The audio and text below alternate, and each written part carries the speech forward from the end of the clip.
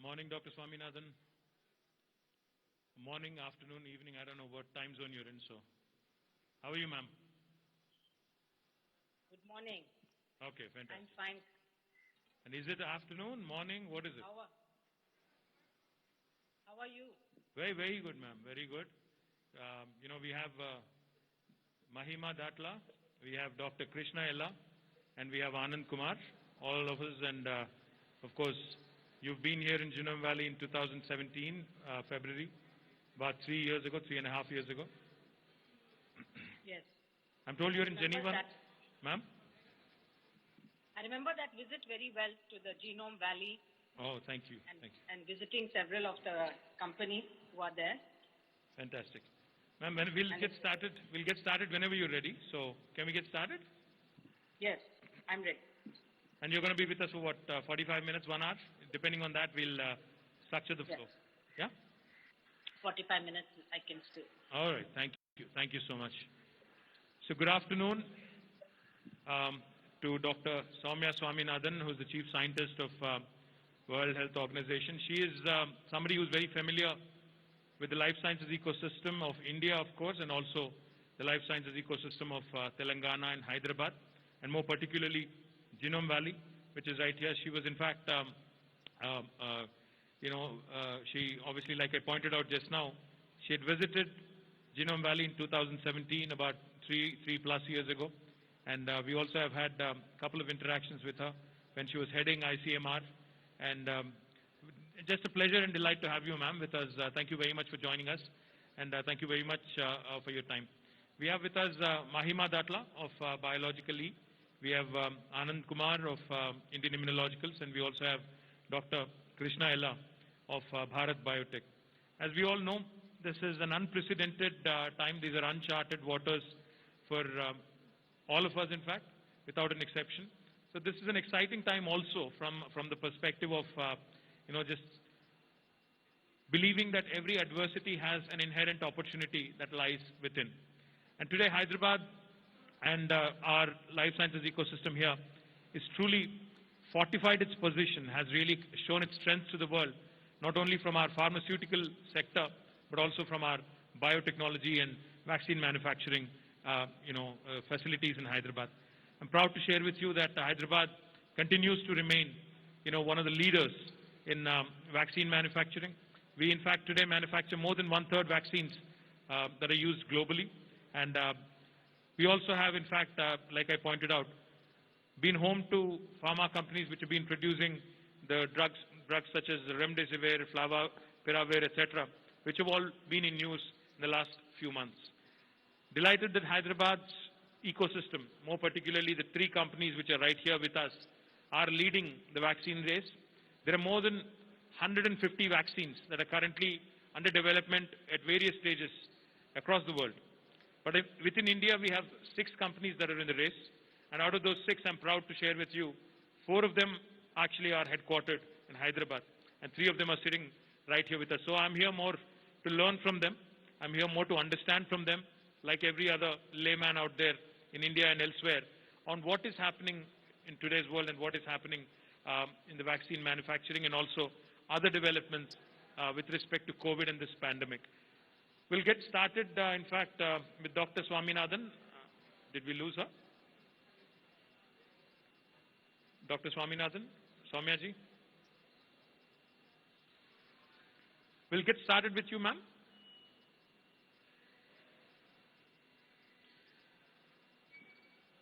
Ma'am, you'll have to unmute yourself. We'll get started with you. Yes. Yeah.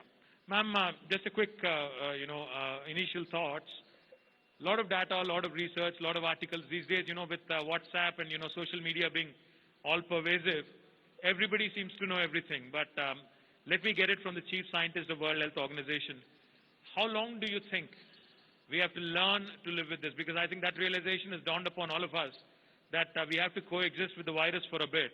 But how long do you think we have to live with this? How long do you think we have to coexist? How do you see the future panning out over the next few months at least? Yes. No, thank you very much, Minister. First of all, congratulations on organizing this program today. I think it's very timely. The discussion on vaccines really needs to happen at different levels, both globally and nationally.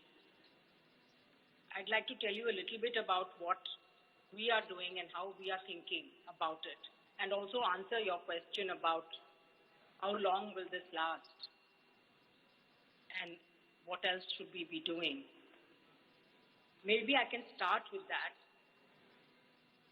We know now that this novel coronavirus has established itself in the world. It has gone into practically every country, and wherever it has found a situation where it's able to spread easily from person to person, it has established community transmission, and it just goes through the population because we do not have much of pre-existing immunity to this. Now, I will add a caveat there because we are still learning about the immunity to this virus. It is possible that previous exposure to some other coronaviruses might offer some protection. That is one of the questions which are still open and can only be answered if we study cohorts of people right through and establish cohorts and see who are the people who get more severe infection versus less severe infection. Why do children appear to be relatively less susceptible to disease? They do get the infection, but they don't get sick most of the time. And why is it that with increasing age and with some of the comorbidities, we see increasing severity and increasing mortality? And how long is the immunity going to last after natural infection?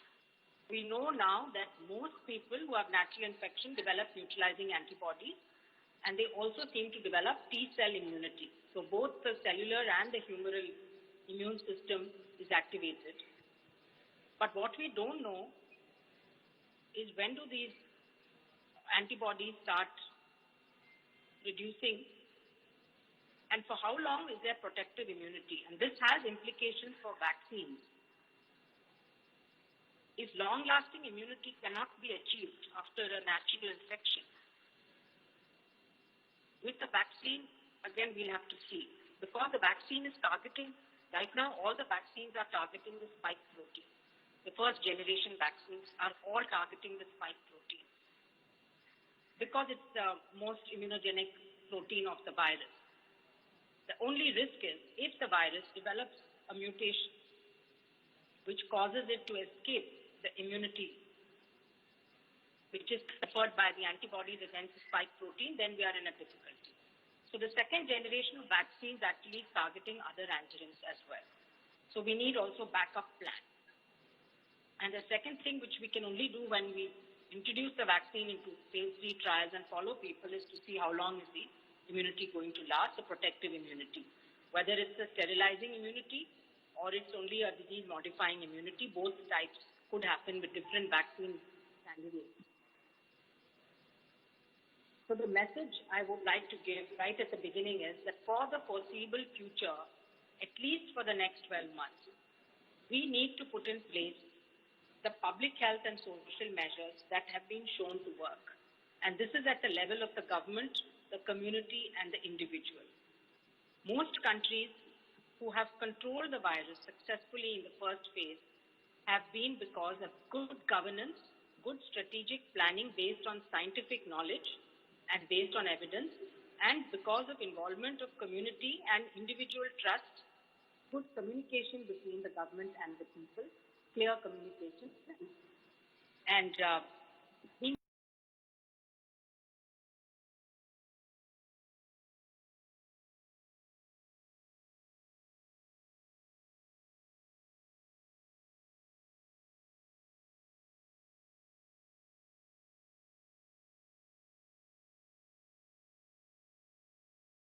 to tackle the virus. And I strongly believe, and the WHO has been repeatedly emphasizing the fact that testing is extremely important.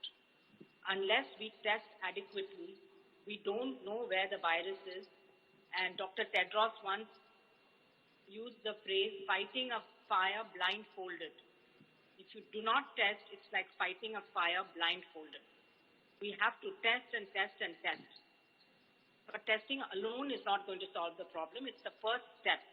That, of course, has to be followed by isolation of positive people, contact tracing, quarantining, taking care of those who are positive, following them to make sure that they don't get into the interstitial pneumonia and complications by monitoring their oxygen saturation.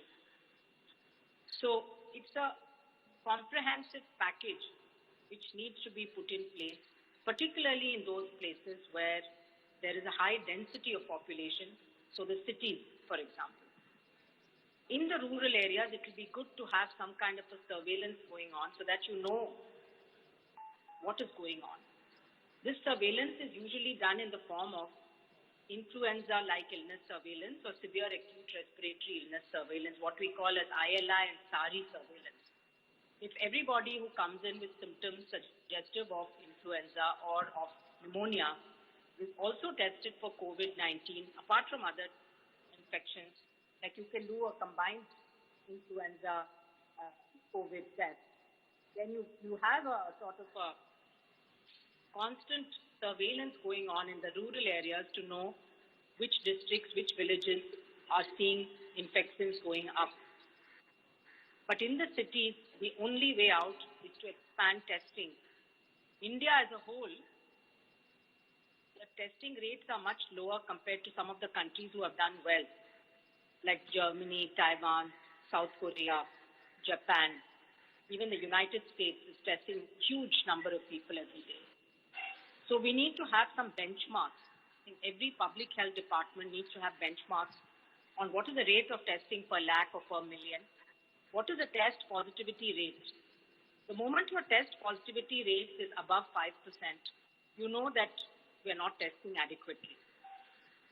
And then also looking constantly and monitoring the availability of beds, the availability of quarantine facilities, the availability of ICU, oxygen availability in the district hospitals, and so on. So there is a set of about 8 to 10 indicators that the government needs to keep a close watch on, and you can ramp up and ramp down based on what you're seeing on the ground. And the other thing is about the communication to people and what people have to do. It's very nice to see everyone wearing a mask, and I must say I've been impressed in Chennai also, where the mask compliance seems to be very, very high. I'm not sure what it is in the rural areas or in the districts. We need to keep on, because I think wearing a mask properly and using a mask properly is also something people need to learn. If the mask is hanging down below the nose or mouth, it's not going to be effective. But modeling has shown that if everyone wears a mask, you can really cut down on transmission. So it's really a very affordable, cost-effective, and effective measure for people. The other thing is, of course, maintaining distance as far as possible. In some situations, it's less possible because of slum areas and things like that. And also, we know where the clusters can happen. These happen in closed environments where people spend time together. So that is why you have to limit the number of people, but you have industries, factories, other kinds of places, even offices, where people just have to go because you have to restart your economy. That is where then you need to, again, to have a surveillance mechanism, temperature monitoring, making sure everybody's masked, making sure that people maintain the distance, that they have the respiratory etiquette, etc. So it's a very painstaking process.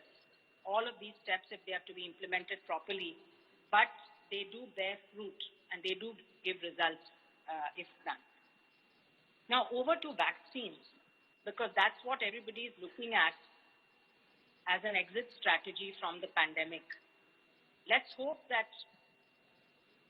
several of the vaccine candidates in testing, today there are 27, I think, or 28 vaccines that are in clinical trials, and another 150 odd which are in preclinical testing. At least 5 are now entering phase 3 trials. So we will know in the next few months about the safety and efficacy of these vaccines. And I emphasize safety as very important because to get public trust,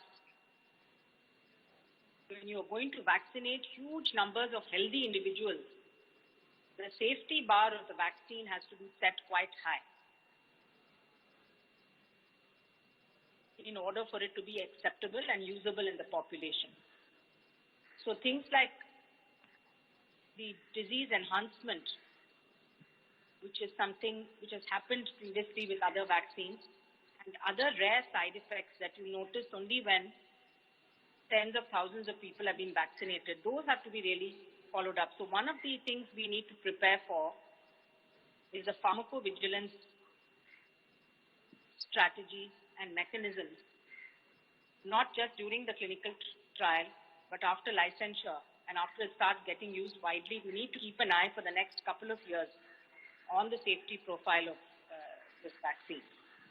Efficacy, of course, is important, and the WHO has already put out guidance on what we consider as acceptable efficacy. So it would be good to have a vaccine with at least 70% efficacy, minimum of 50%, but with a lower bound of efficacy not falling below 30%. Because modeling has shown that anything below 50% efficacious vaccine is not going to have much of a public health impact. So that's a kind of a benchmark that we hope for. Now, through the ACT Accelerator that WHO launched on April 24th with many, many partners, what we are hoping to do is to speed up the R&D for vaccines, therapeutics, and diagnostics, but also ensure equitable access. So it's not just a question of faster development, but also of fair and equitable access to populations around the world. We do not want to be in a situation which happened as during the H1N1 pandemic 2009-10, when a few rich countries bought most of the supplies and stocks of vaccines and only started donating it to the lower income countries when they realized that infection probably wasn't as serious or severe as it was supposed to be, and they had excess stocks.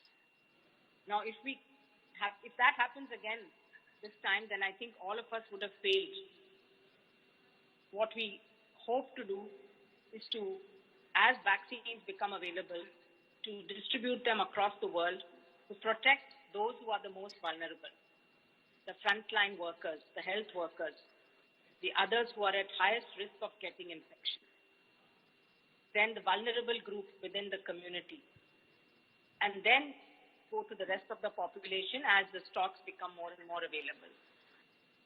So the COVAX initiative, which is WHO, CEPI, and Gavi, aims to have 2 billion doses of the vaccine by end of 2021.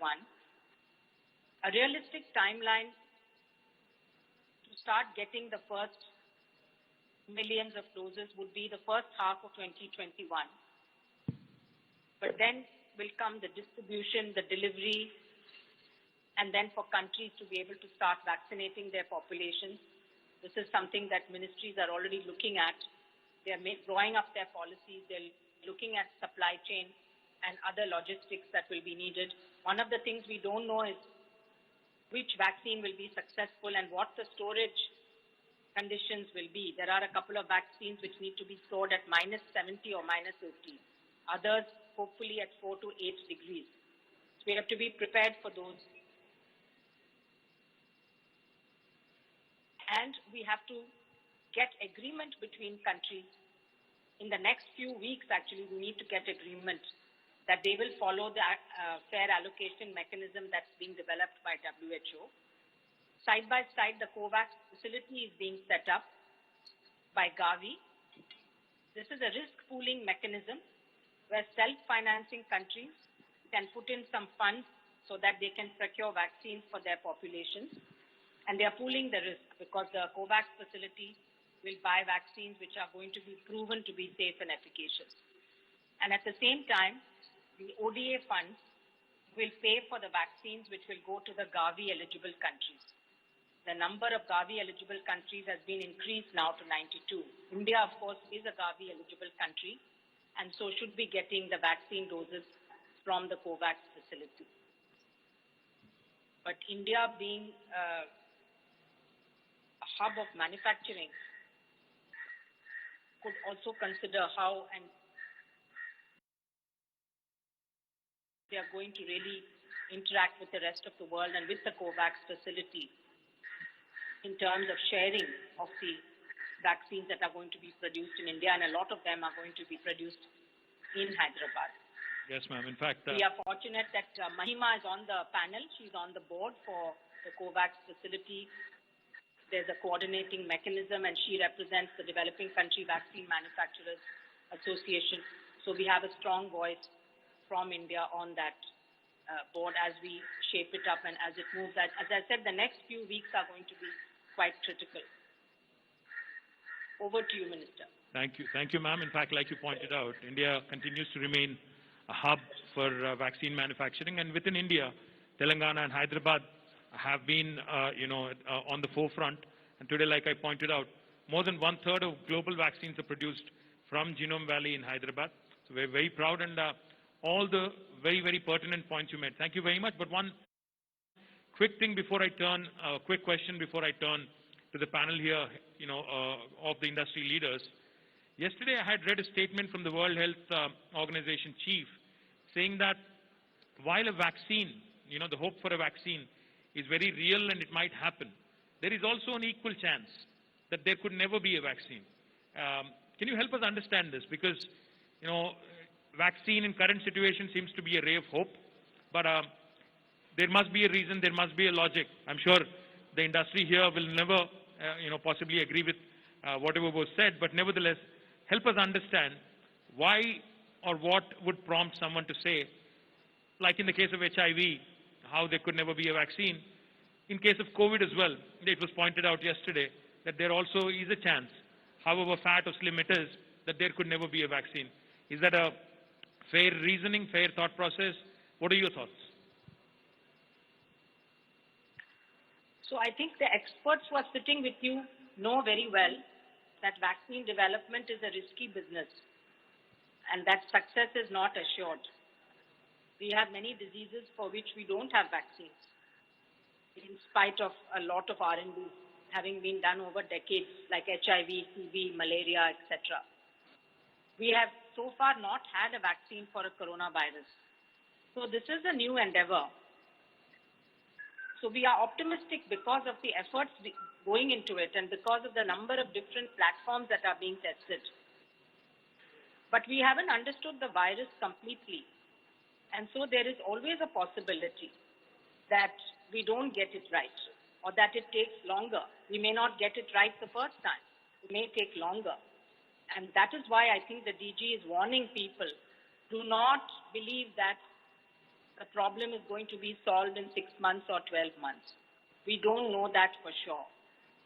Unless we see results from the phase 3 efficacy trials, and unless we follow people up to see how long they are protected for, we really can't say that this problem is going to come to an end in 2021 or 2022. So I think he's preparing people to think longer term and to think about public health, vaccine being one part of the battle. Vaccine is not the silver bullet, I think is what he said. Drugs are also important, and new drugs are being also tested because that can bring down the severity, that can prevent death. So that's a very important one. And new diagnostics also, like the antigen detection tests, etc., saliva tests will help.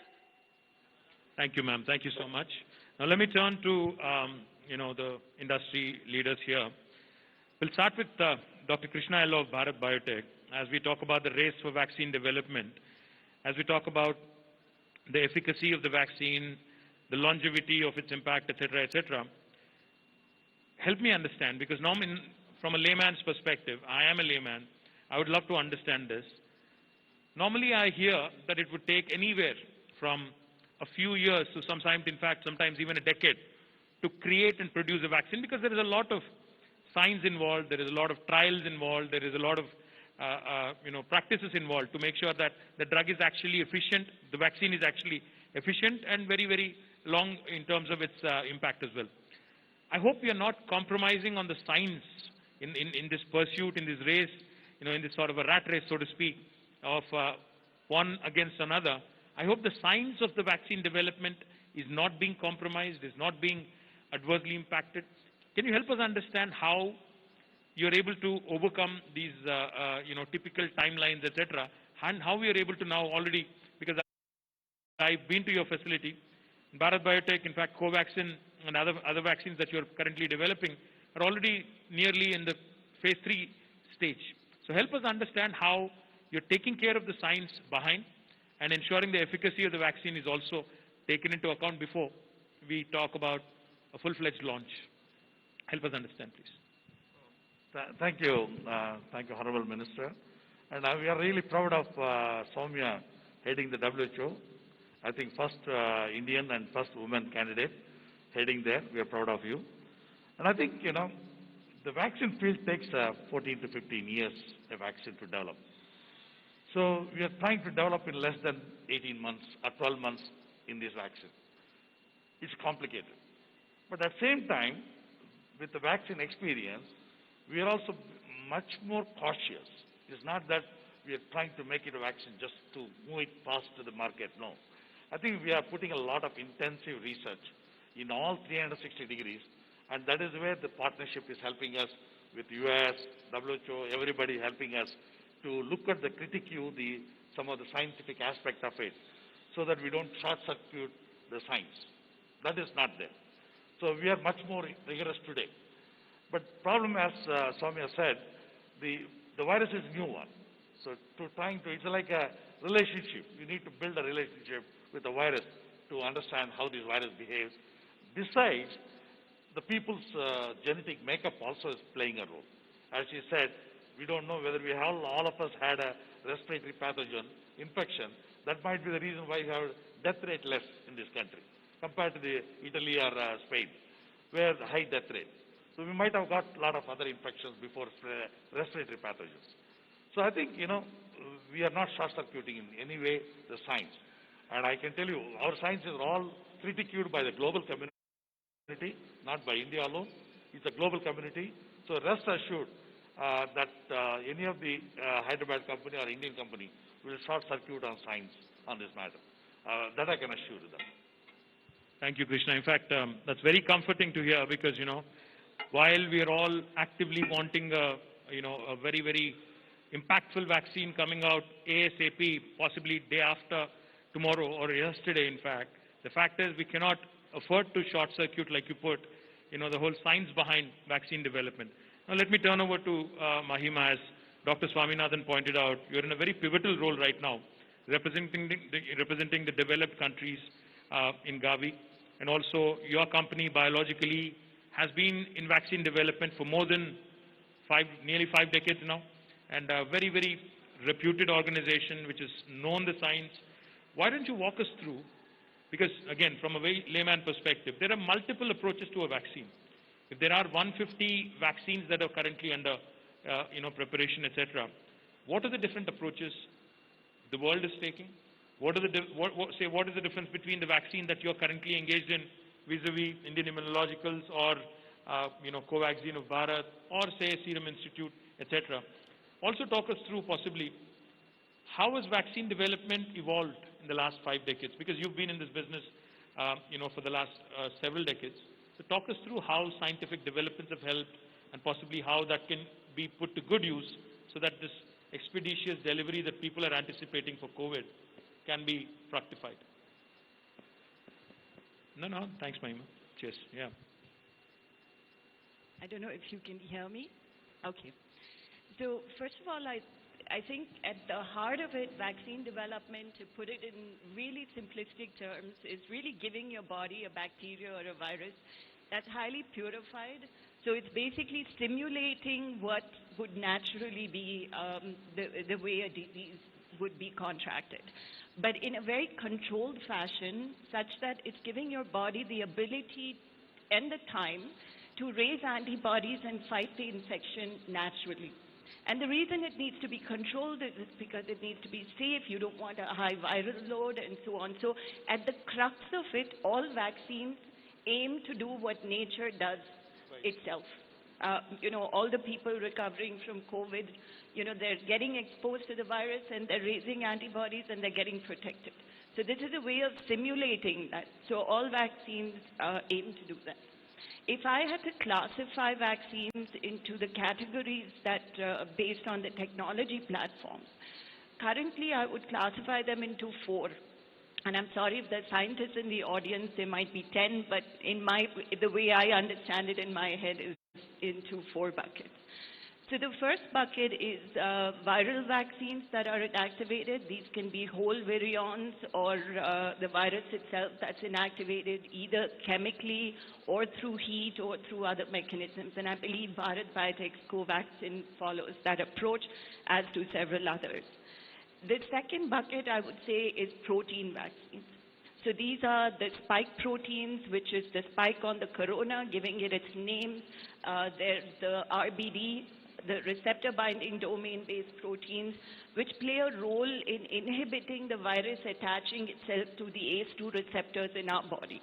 So there's a whole host of vaccines that are targeting spike proteins or the RBD. The third bucket, I would say, also targets spike proteins or RBD. So effectively, it's a protein approach, but it's also driven by new vectors, either modified vaccine Ankaria or the AdVac vectors, and so on.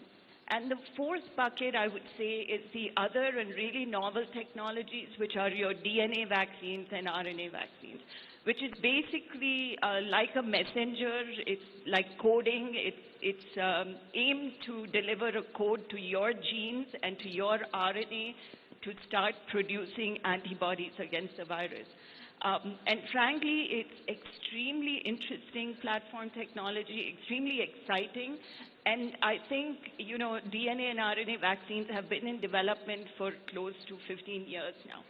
But this is really an opportune moment to test that technology. But unlike human beings, not all vaccines are created equal. And each of these come with their own sets of challenges in order to develop, like Dr. Swaminathan pointed out.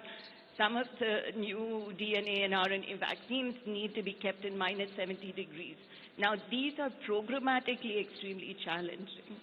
But I do want to talk a little bit about, what we're doing to, have an expeditious vaccine.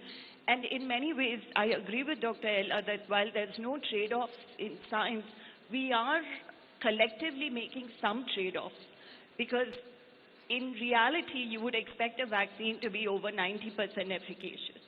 But all of vaccine development, not just now, historically has to be viewed in the context of risk.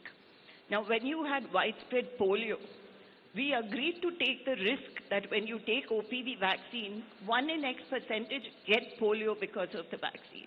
But that's because the risk of polio was so high. I think COVID is similar.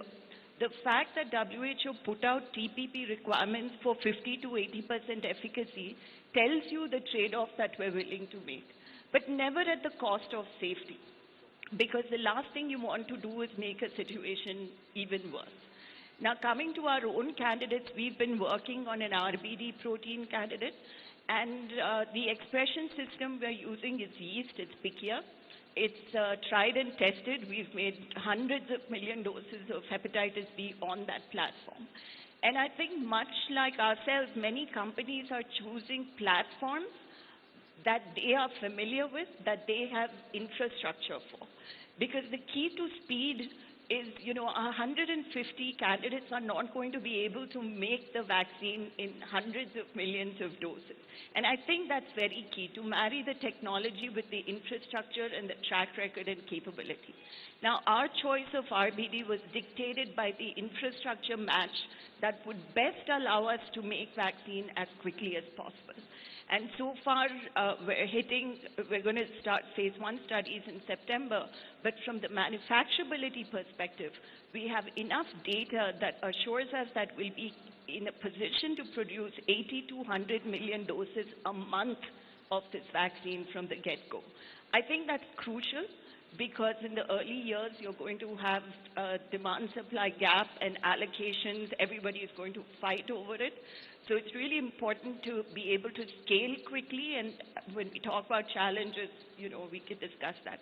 But in my mind, the reason it'll be expeditious is because we are making certain trade-offs in context of risk, but not in relation to safety.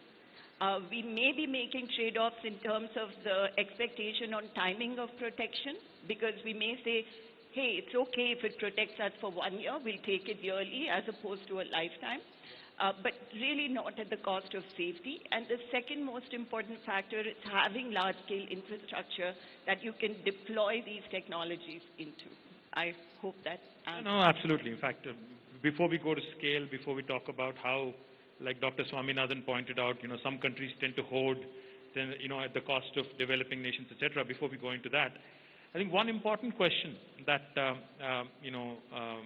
is currently sort of has been overlooked in the past but has come to the fore now is how competition, such as you, all three of you, or in fact other vaccine manufacturers in the country, including Serum and others, in a country like India, where government doesn't spend too much on R&D. Government per se does not spend a lot of money on research and development. Of course, we encourage private sector to invest in R&D. We encourage private sector, of course, to take the risk. And of course, the reward also will be that much higher. The fact is, this is the first time you three are sharing a podium or a platform, on a vaccine development, or especially in light of COVID.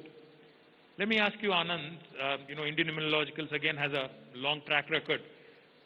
How do we ensure as a government, be it the Telangana government or be it government of India, how do we ensure that while you actively compete with each other, while you actively race up against each other in development of a vaccine, in pursuit of vaccine, isn't there scope for you to collaborate, work with each other, and also talk to each other, engage with each other, so that when humanity is faced with such a huge crisis, should we not be coming together more often as industry, as government, as competition, to collaborate and to come out with more coherent and synergistic strategies? Your thoughts on this? Then we can go into other things.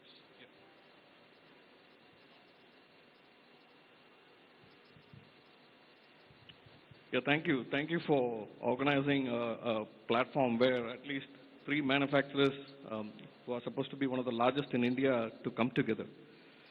As you rightly said, that COVID-19 has offered us a tremendous challenge, especially for all the vaccine manufacturers to come out with a candidate vaccine at a very, very rapid speed.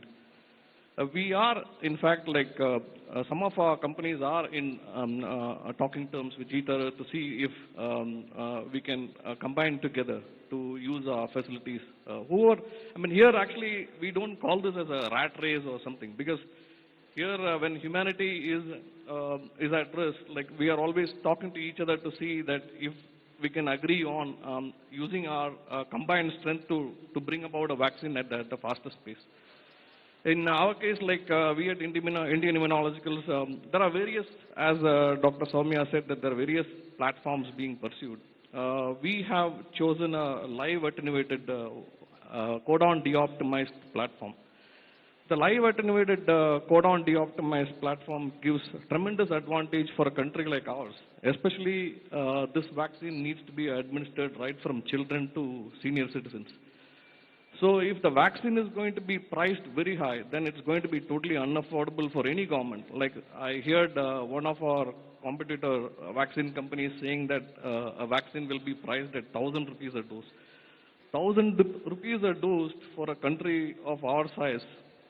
And if you want to achieve, let's say even 70%, because 70% is a number which is given to as a number for herd immunity. So if you calculate our population of our size at 1,000 rupees, it's going to be several lakh crores of rupees which will be spent on vaccination, totally not feasible. So we have taken an approach which is a very difficult approach, because in our live attenuated vaccine technology, it will stimulate both humoral immunity and cell-mediated immune response, and probably 1 or 2 doses is sufficient for, we expect that 1 or 2 doses is sufficient for the entire lifespan, and the cost would be not as high as well. So under normal circumstances, live attenuated vaccines would take several years to develop. I mean, if you see, there are very successful live attenuated vaccines like measles vaccine, which is rubella vaccine, which is being used now. But we have modern technology called codon deoptimization. With that, with the help of our collaborators in Australia and in the US, we are now, we have almost constructed 20 live attenuated codon deoptimized viruses. We will start the mice studies in September, and then we'll do the non-human primate studies in October. And we are planning to start the phase 1 trials as early as January 2021. So the thing is, like, our approach takes a little longer because technologically it's much more challenging to do. But then when it comes as a vaccine, then we will be the most cost effective, and it'll be a vaccine where you administer once or twice and then you don't have to administer for the rest of the life. So that's the approach that we're taking. And in the meantime, we do have spare capacity. If any of our friends want to utilize some of our fill-finish capacity, they are free to approach us, and we are always happy to share our capacities. Did you say free to approach, or did you say free to use as well? Thank you, Anand, for that generous offer. Could I Krishna? just make a quick comment on the collaboration? Please. I mean, I was in discussions with Adar from the Serum Institute, and we have an association called the Vaccine Manufacturing Association, in which Indian manufacturers are part of that. And in that context, we've been in discussion over several policy issues, and this certainly came up. There's a principal understanding between us that we will deploy capacities for each other. And what's important to understand, it's not just in the context of COVID, but while we're trying to develop COVID vaccines, we have routine immunization commitments and supply commitments on Rota, on, DPT, Penta. But it's not easy to deploy capacity with each other because of the way the regulatory system is set up. So if Adar wanted to say that, B, you fill my pentavalent because, I have COVID obligations, for us to do that, we have to potentially go through clinical trials, but it requires a lot of regulatory work and potentially 6 to 8 months before we even are able to do that. So if we can shift the needle there, it allows more flexibility for us to be open. But I think in principle, we all want to deploy infrastructure in a way that best serves humanity at a critical time like this. I think you put it really, really pointedly. Krishna, would you like to also comment on this idea of collaboration? I just want to say that I'm glad you organized this meeting. We may be competing, all three of us, but we are all of us competing with infectious disease. Please keep in mind that we may compete in the marketplace, but we are competing against infectious disease. That is a common goal for all of us. Yes, Indian manufacturers need the time now to collaborate more. It's easy to collaborate with the US and other people, but with India, it's a little difficult because we have cultural problem. We don't trust our own brothers, that's unfortunately. So the culture has to change, but definitely that is required. But I want to say one more important point in front of Honorable Minister.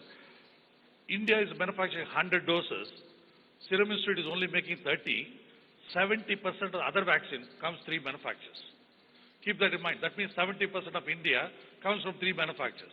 That means Hyderabad is nothing less than Serum Institute. Please keep in mind. As a single company may be different, but all 3 manufacturers, we are more than double than a Serum Institute as a combined strength of Hyderabad. And I want to tell you that partnership is now, the disease is getting complex. I think we need a partnership.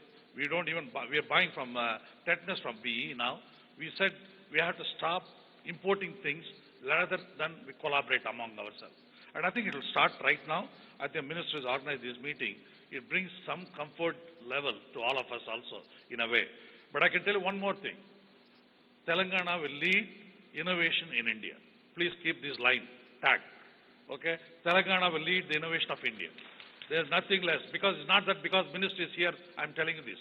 I'm seeing the ecosystem that we are building in. You see this sort of ecosystem of manufacturing, R&D, very high intense. Bangalore gets unnecessarily a popularity of the media. But actually, which we have better ecosystem than any other state of the country. But I think we need to see, and actually we have done typhoid conjugate, first vaccine in the world. So that comes from Hyderabad. So a lot of vaccines, now even B is developing new vaccine, they are developing new vaccine. Everything is going to come from here. So there's nothing less than that. And I think we are nowhere less than any other companies in the world. Thank you. Thank you, Krishna. In fact, since this morning, I've been hearing a number of things on the innovation front and how important innovation is in your line of work. We have T-Hub in our state, we have T-Works, we have a bunch of other initiatives that start with T. But I've also realized this morning after talking to all of you that T-cells are equally important. I think in this process, I think we have one more sort of an addition to this T portfolio. So before I go into other questions or other points, I think a question to all three of you. I think each of you should respond to this. See, India now and Indians now are looking forward to you guys with a lot of anticipation. We want the vaccine to be cheap and affordable. We want it to come yesterday, if not, say a month from now. That quickly we want it. We also want accessibility, and like Dr. Swaminathan pointed out, we don't want hoarding happening. We don't want only the privileged and the rich in India to be getting the first shots and them to be safer than the others. So we cannot have that divide as well. But that is the ask, that is the demand. Now the question to you guys is, what can governments do? Because I just heard Mahima say, sometimes when I want to really change gears and move fast, the regulatory framework comes in the way. Be it in the state, be it the DCGI, be it Delhi. What do we need? What do we need to do as governments to enable you? Because, like I said, we are a developing country, we are a third world country, we can't invest lots and lots of money in research and development from the exchequers or the consolidated money or the exchequers money. But how do we facilitate, how do we encourage you, how do we take away the hurdles, how do we ensure these roadblocks in your regulatory approval processes are removed? The reason why I ask is because I want to appeal to Government of India, from the industry here, from the government here, taking into account all of your viewpoints and taking into account all of your ideas and suggestions. I want to write to them, I want to request them, I want to reach out to them and be your advocate for the industry in terms of ensuring that we compete with the world on an even keel. If the world is actually moving at a brisk pace, it is primarily because they don't have as many legal hurdles, as many regulatory hurdles as we have in India. So please do vent, please do talk, please do tell us what we need to change from within, in state government here and also in Delhi. What are the things that you would like to see differently? Starting with maybe Krishna, and then we go to Mahima and then to Anand. I think this is a very important point. The vaccine field, unfortunately, controlled 90% by the federal government. That is number one. What we need as a Telangana, if you want to become a global player, we need CDSO, which is Drug Control Office, to have decentralized their power to Hyderabad. We need a South India headquarters of CDSO in the South India so that it can be Hyderabad, and that will strengthen, because we don't, for a small clearance also, we're rushing to Delhi. It doesn't make sense for us. And the country is a big country, and 60% of the pharma is coming from here. So naturally we need to have CDSO headquarters, decentralize some of the power, 90% of the power to be decentralized and located in Hyderabad. That will change the game for us, for Telangana. Number two, RCGM, DBT. Again, that has to be decentralized. Put a one small institute here, right in Genome Valley. They can be located here with the two offices. They clear everything, except the one BSL-3 area, highly contained organism can go there. Remaining all can be done. Because this is the only country, even for small R&D, sir, we need a permission from DBT. I don't know, they are the facilitator of the country's industry, but they're also in the regulatory chair. That is hurting us actually very bad. For every small R&D material to import, we need a permission of RCGM. That is going to kill a lot of startup companies in this country. It's hurting us actually very bad. And I think RCGM, at least if they can't close down, at least they should be decentralized and put them here. Third important is, every batch that we send to CRI Kasoli, if they can set up in Hyderabad, one more testing where state government can build that infrastructure and give it to them, they can have a testing facility here. If they do that, and I think we'll rule the country. Thank you, Krishna. In fact, on the last point, the testing center has been approved for Hyderabad. It will be up and running hopefully soon. But we'll hear from Mahima as well what she thinks needs to be done by governments in terms of removing these legal hurdles and regulatory hurdles? So first, sir, I would break it down into the more immediate things that can be done and some of the more institutional challenges which will take time to accomplish, but once we accomplish those, they will pave the way for more innovation, not just in the context of COVID. So first, in the context of COVID, I would really like to highlight funding. So most manufacturers sitting at this table don't have access. We're doing this at risk. We're doing this, with commercial sources of capital. It's very challenging to do efficacy studies, global efficacy and safety studies, and invest in infrastructure when there's no pull mechanism that's visible. Now, the COVAX facility is one way where they're kind of trying to give you demand certainty, but that hasn't been forthcoming from our own government, which is a bit disappointing because we need to understand what the allocation strategy of the country will look like.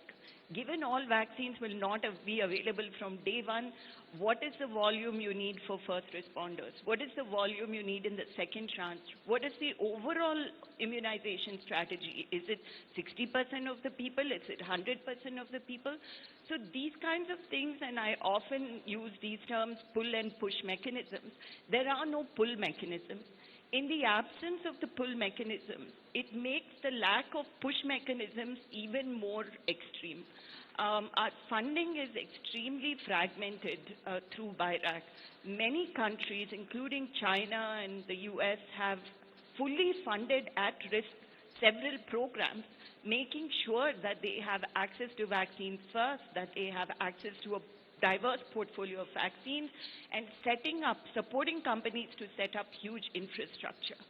Now, this has long-term implications because India is the #1 vaccine player in the world. In not many industries can we claim to have that advantage, and I worry that by empowering everyone else in this fashion and not empowering India, we are losing in the long term a certain competitive advantage to other countries. This is easily done. The World Bank has $2 billion in funding that they're making available specifically to vaccine manufacturers to expand their infrastructure.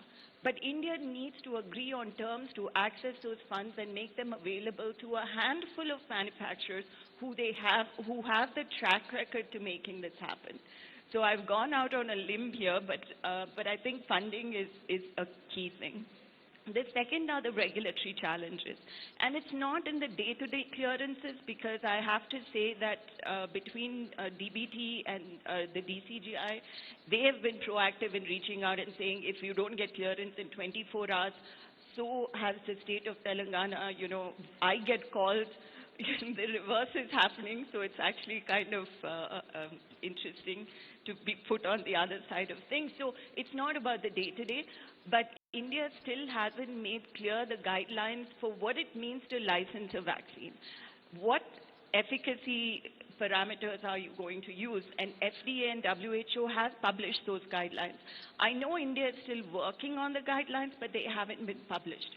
This is really important because then you measure every vaccine with the same yardstick and then you ensure safety. So I think we immediately need those guidelines to be put in place because manufacturers have a goal. Is it immunogenicity? Is it fourfold increase? Or do you expect efficacy, like WHO does expect efficacy? And what is that need is not being made clear.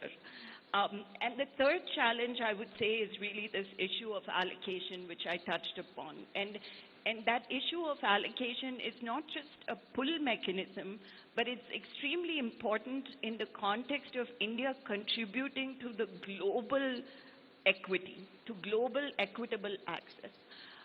And I just want to sign off by saying that from our standpoint, our philosophy has been that we ensure equitable access. For us, all children are created equal, and we want to make sure that the price of the vaccine doesn't come in the way of a country making a decision to adopt the vaccine.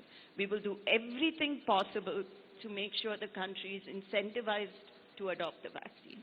Now, when it comes to institutional challenges, they're more fundamental. we don't have enough clinical trial sites and infrastructure in the country to rapidly deploy 15 different vaccines into different clinical trial cohorts. We don't have access to discovery-related infrastructure. Like right now, to do the non-human primate challenge studies, all of us are standing in line, and that's very hard to access. And the third one is the regulatory framework. I heard someone refer to this in an article calling it the bureaucratic cholesterol. So we need some kind of anticoagulants to unblock that bureaucratic cholesterol in the long term to be very effective. I've heard many things, but I've never heard bureaucratic cholesterol. That's interesting. I'm going to use this term a bit more now. Thank you. No, not at all. In fact, I think it's some plain speak is sometimes much required than what we would like to believe. Thank you very much for that perspective. And another take home for me is, you said all children are created equal. I think all humans, all children, all of us are created equal. It's just that the access and the affordability piece, I think that is what has been a huge challenge. Now, let's go to Anand. Anand, a lot of times people assume that since you're named Indian Immunologicals, you're actually owned by the government. But, but I think you should give us a perspective of how your experience has been in dealing with the regulatory framework, the regulatory roadblocks, etc. Tell us what needs to change. Tell us how a state can be your partner in terms of ensuring that your voice is heard in Delhi and action is taken, especially in these testing times. Thanks a lot. And first, let me start by saying that there has not been one meeting in the country. There are only 7 serious vaccine manufacturers in the country. There's not been one meeting held where all these 7 people have been brought together into one room and try to even understand where we are related to in terms of R&D. And see, the country has a lot of infrastructure built in terms of science, but they're all in silos. You have a lot of academic research institutes across the country, but then you have vaccine manufacturers. There's not been any attempt to bring them all together. In the sense that if this was done, then probably we could, as Mahima said, today, even for small testing, we have to send outside the country for testing. But we have within India, we have a lot of research institutes which belong to DBT and CSR, which could come and help us in terms of providing various, in terms of developing any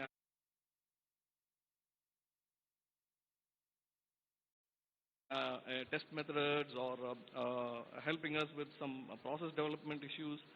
So that kind of bringing together all the vaccine manufacturers along with some leading academic institutes would to an extent help us a lot. Next is Mahima touched upon funding. As you said, we don't see any pull mechanism because each of us, as of now, we are just trying to spend from our own pockets, not even knowing like how much of this is going to be taken up later. And so there has to be some kind of a mechanism which would at least help us de-risk in this funding mechanism. The third is the regulatory, which Dr. Ella talked about. True that today, under normal circumstances itself, reaching out to the regulatory authorities is very difficult. And now, especially in COVID times, it's not feasible for us to travel to Delhi as frequently as we did. So if some kind of a decentralization of that can happen, especially if some of those authorities can be given to Hyderabad, then that would definitely help us in our development process and also regulatory approval process. Fantastic. In fact, I heard three words very clearly: decentralize, funding, and be flexible. These are the 3 messages, I think, for the government, from the industry. I think these 3 things, if we can take care of, I think more and more can happen. I don't know if we still have Dr. Swaminathan with us. Is she on, Shakti? Is she still with us? Dr. Swaminathan, I'm not sure if you're with us. If you are, ma'am, I'd like to ask you one quick question.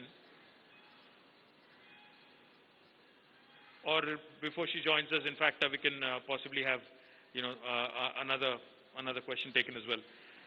Mahima, one of the things again that was discussed during the course of the discussion today is about capacities.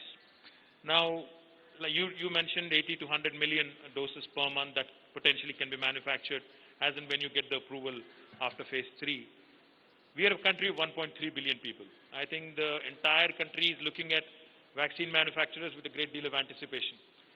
How do you see the timelines in terms of rollout, in terms of how our capacities can be expanded, etc., and how quickly can we ramp up to cover, firstly, obviously, the most vulnerable, and then maybe cover all sets of people across the country?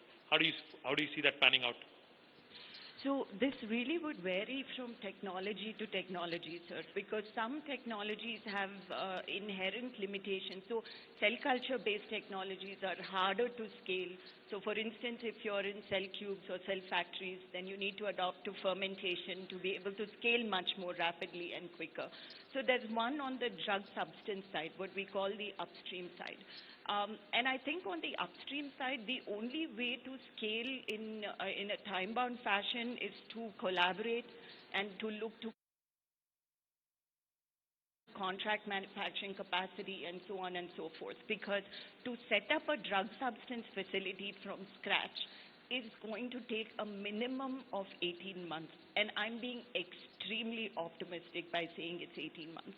So that's not going to happen. So the only way is to look at, who has microbial fermentation facilities, who has cell culture facilities, how quickly can I collaborate?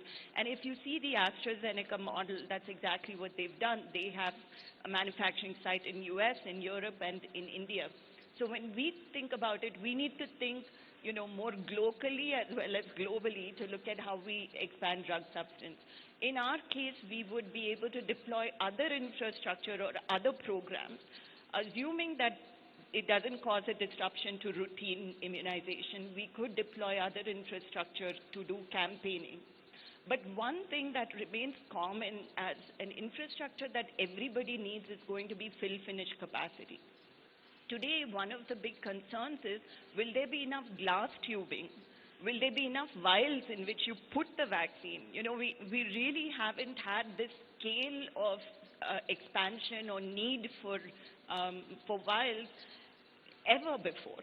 So for even the back-end support manufacturers to be able to supply materials is still going to be a challenge, something that we'll have to see, such that they are not allocating to the highest bidder, so to speak, right?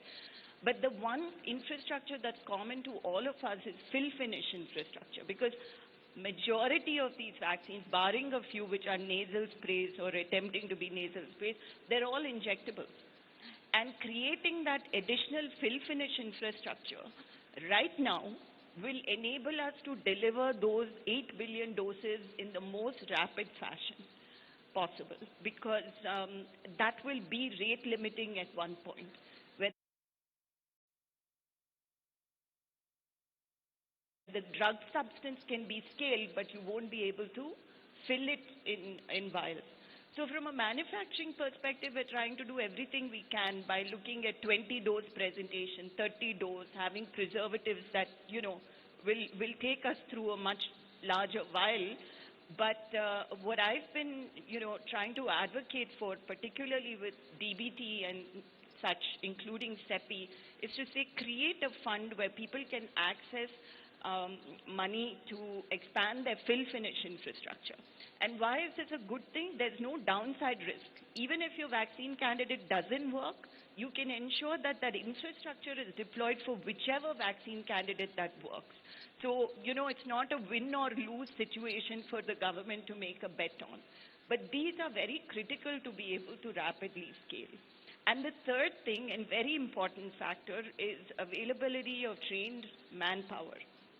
Right now, we envision creating an additional 500 jobs within the next 6 months.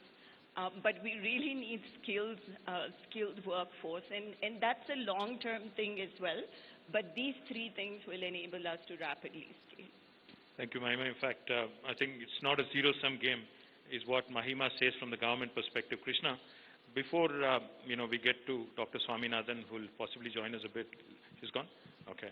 Before we go to her, I think it looks like she's left us. But equitable distribution. I know you are on the verge of phase 3, possibly end of this month. So since we are looking at you with a great deal of optimism, how do we ensure as a country, 1.3 billion people, we know your abilities to manufacture, we know that there is always a limitation, certain cap on how much you can manufacture. How do we ensure that this equitable distribution just doesn't remain in the paper and, like Mahima said, the highest bidder? Because I've heard you in other webinars where you said, Chinese government came in and block the entire South American market on some other vaccine development process. How do we ensure that such a thing does not happen, and how do we ensure Hyderabad, being the vaccine capital of the world, how do we ensure we assert our position? How do we ensure we not only supply for India, we also manufacture and supply to the rest of the world in a very equitable fashion? How do we do that? I just want to blame the government for that matter, honestly. The reason is the government is looking at it more on a health point of view, COVID problem. But I consider it's an economic point of view. If somebody is starving with the loss of a job and starving, he is going to die. That's much worse. And the WHO and the Indian government, the drug controller, looks at what is 1% adverse reactions and all that. But they're not looking at it. How do we deploy faster? It is possible. Technology now, new technologies, and all the manufacturers, we have all the quality control systems in place. There's nothing that we are short circuit anything. But I think government has to sit in the central government and call the manufacturers. Tell me what you want. Each one is, they're working in compartmental. They say we are fast track, we are fast track. But all put together, no fast track in the country. So literally, it is isolation. Each one want to look at microscope. How come this Indian company can develop this COVID vaccine? Let me look at it. If it comes from US, no scrutiny, much. But I think that system has to be put now. Our Chief Minister has to put a pressure on the Prime Minister's office. Something the drug controller and DBT, all of them, Principal Secretary should sit together, call the manufacturers, quick strategy discussion, and how do we execute? There must be one leader there should be executed. If it is done, honestly, I'm telling you, all the 4 manufacturers, 3 from here, Serum, can feed the entire 1.2 billion. Coming to affordability, trust me, I'm telling you, we are lesser than water bottle cost of vaccine. so water bottle is more expensive. I'm sure the vaccine wouldn't be as much, 330 ml. So this is 5 times more expensive than your vaccine. So we are really affordable. I think we are the lowest in the world. And the best quality. Trust me, I'm telling you. Our quality of a vaccine, Indian manufacturers' quality of vaccine, and GSK and Sanofi is exactly the same. Please keep in mind, we follow exactly WHO, TRS, and US FDA guidelines, nothing less. People think Indian vaccine means something low quality. No, all are same quality. There's only one quality in vaccine field. There's no 2 quality. So only one quality, be assured of that. And I think, there's some strategy discussion missing, leadership is missing in Delhi to take on, quickly sit together and put a strategy. Chinese, what they've done, they've given $1 billion to Mexico, blocking the entire Latin American market. They went to Egypt, they're blocking the African market. I really think in 5 years, the Gavi may not exist, UNICEF also may not exist. The way Chinese going and dominating the country's market. It's very scary.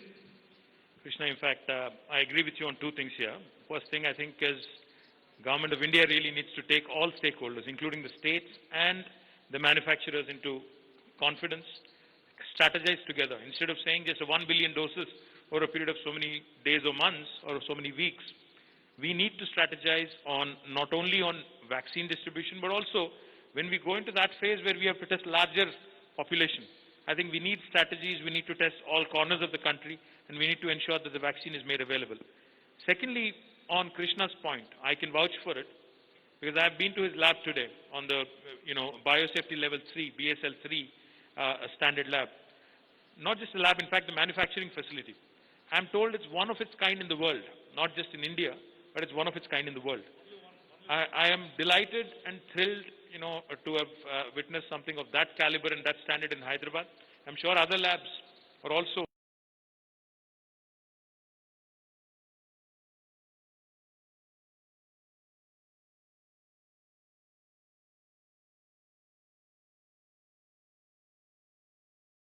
with everybody else in the world.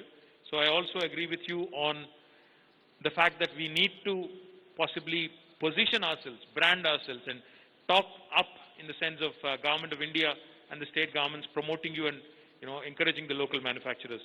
Now, Anand, on this issue of equitable distribution, I've heard Prime Minister Modi talk about how we could possibly how we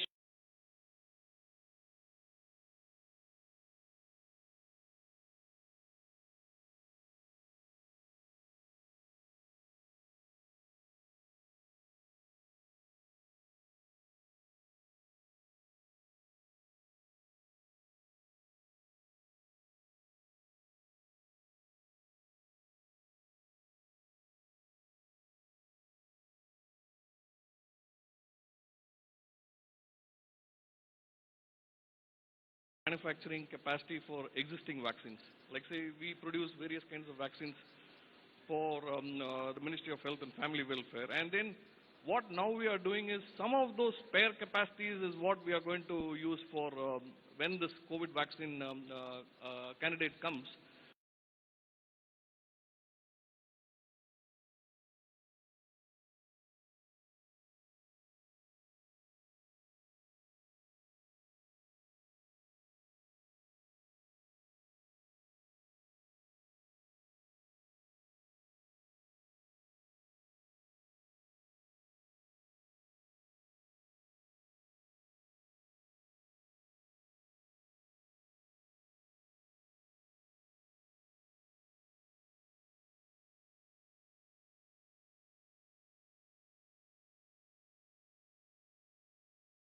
They are worried about their inability to fill finish.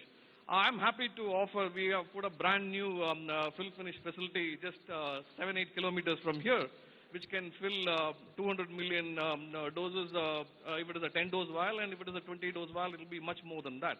You guys, So I need think to, you guys need to meet more often, I think. So some kind of a dialogue among vaccine manufacturers should happen, because it's not about a race as to who comes out with the vaccine first, who makes the most money, or it's not about that. It's like, how do we address, I mean, if you see in terms of the size, today you see the polio vaccine program is supposed to be the biggest, but that's catering to only 27 million. But today you're talking about 1 billion people, and what mechanism is there in case if a candidate comes, how are you going to mass produce, and then how are you also going to distribute across, and if it's going to be a vaccine which has to be stored at -70 or beyond, then really we lack the infrastructure for those kind of things. So I think some high-level planning at the center has to happen to ensure speedy development, also adequate distribution across the country. Well, I can't speak for center, but I assure you of this. We will plan for our state. We'll plan for because you know you guys are manufacturing right here. I think it's only a matter of local pride and also a matter of social responsibility that we also take care of the state that we're working in. So I certainly promise you this, that we will strategize for our state. Our health department and our Honorable Chief Minister, of course, has been talking about it, but I think a well-laid plan needs to be in place in terms of ensuring the infrastructure to even store, like you pointed out, Anand, the vaccines, and also distribution. How do we do it? Entire 4 crore people, that needs to be planned. Now, since this is the first time all three of you are coming together onto a platform, we did a little bit of a survey. I tweeted, I said, what are the questions that you would like answers to, etc. The one question that came on tops, which I think you all can guess, that will be the last question for all three of you. See, it's like looking at a crystal maze and answering this one. Maybe you have more solid basis and solid grounding to answer this than any of us in this room right here. We'll start with Mahima. The question that is on everybody's mind. When is the vaccine likely to come out, right? And how long is it going to be effective for? I think it's a tough question, I know, but I think I would want your educated, because since you're in this, since you've been in this business for decades, I want a very simple, to the point answer on when do you think it will happen and how do you think it's going to pan out from there on? Between Q1 next year and Q3 next year, you should start to see at least 5 candidates get licensed. Q1 and Q3, Yeah. that is January, Jan to Anywhere the between- third quarter. anywhere between- And this I mean anywhere in the world. anywhere in the world, Yeah, of course. Yeah. So I think that how long really the epidemiology of the virus is not known. So will it be a seasonal, like a flu shot that you have to take every year because it's mutated enough that it warrants redevelopment, or is there enough persistence to last a year? Now, one of the trade-offs is everybody wants a single-dose vaccine because it's easy to administer. Now, all single-dose vaccines may not be as persistent. So it's really a trade-off between number of doses, persistence, and all of that. Time will tell. I'm afraid I couldn't predict anything on persistence at this So point. Q1 to Q3, and you're saying it could Yeah. either be in the form of a annual shot like for flu, or it could be a depending on Could be the 5 epidemiology, years. could be a It 5 really year. depends. We wouldn't, typically we would have done this all before licensure, but course. given the risk, we're doing, we're going ahead in licensing, so we'll only know post-licensure of a vaccine how long the duration of protection lasts. All right, thank you. And let's go to Anand. Anand, Mahima says Q1 to Q3 next year. And Mahima also says it could be, depending on the epidemiology of the virus, it could vary. See, the as I duration. said, we have taken the most technology challenging route to this particular vaccine candidate development. I mean, bearing in mind that when it comes as a successful candidate, that it offers tremendous advantages over other vaccines because one, the cost will be low. Next is it would provide lifelong immunity, which we hope that would do with a single dose. And we are hoping that somewhere between, because it's a live attenuated codon deoptimized vaccine, we are hoping that somewhere between Q2 to Q3, we should have something in our hand. Q2 to Q3.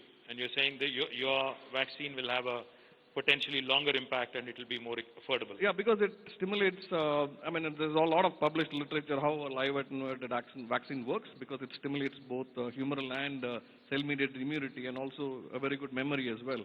So we are hoping that one or at the most 2 shots will protect for lifetime. Thank you, Anand. Krishna, we'll let you have the final word. I know you're working on 3 different vaccines in 3 different parts of the world. Tell us what you believe is going to come out first.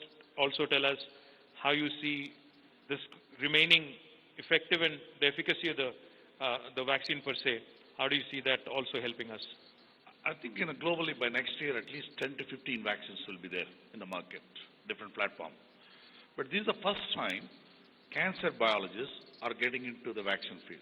This is very surprising things we're seeing a transition. And now they are bringing their adjuvant, their strategy of immunity is bringing into the vaccine field now, first time. So what we have is right now is the Th2 response. And now people are realizing Th2 is no use. We need Th1, cell-mediated response. That's a good sign, already figured out that. So when you have that figured out, now adjuvant will come in, live vaccines, other things will come in, and that will take place right now. And people will figure out whether maybe live combined with inactivated, inactivated with the live, all these combinations will come out. By next year, they'll figure out the science. And I'm very optimistic because the intensity of the research, first time I'm seeing so many companies getting in, and the immunology will build up. See, something earlier, immunology was working separately, vaccine field was working separately. This is the first time I'm seeing integration of the both right now. And I'm very optimistic that you're going to see, and people are going to follow whoever, suppose we vaccinate the phase 1 trial, we're going to monitor them next 2-3 years. And we have done typhoid conjugate, we monitored 5 years, it's gone down, then immediately we shot with another booster, again shot it up. So we follow them, those people. It's not that the clinical trial is over, we left off the patients. We're going to monitor them continuously.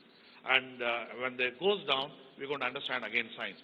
So clinical research is going to be an important field right now in this, more than the biological R&D angle, more than R&D, it's going to be clinical research, which is going to tell us a lot of things.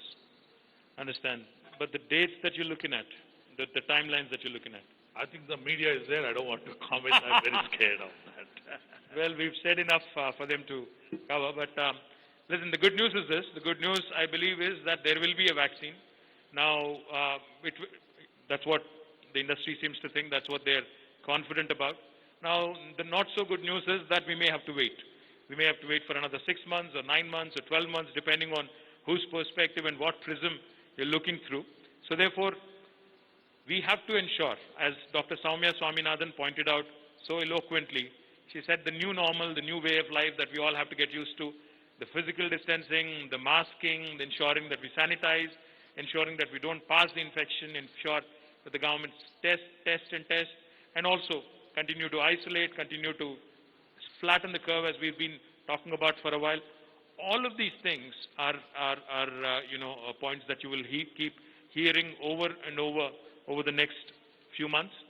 Once again, I compliment the entire life sciences ecosystem in the state of Telangana and particularly in Genome Valley here.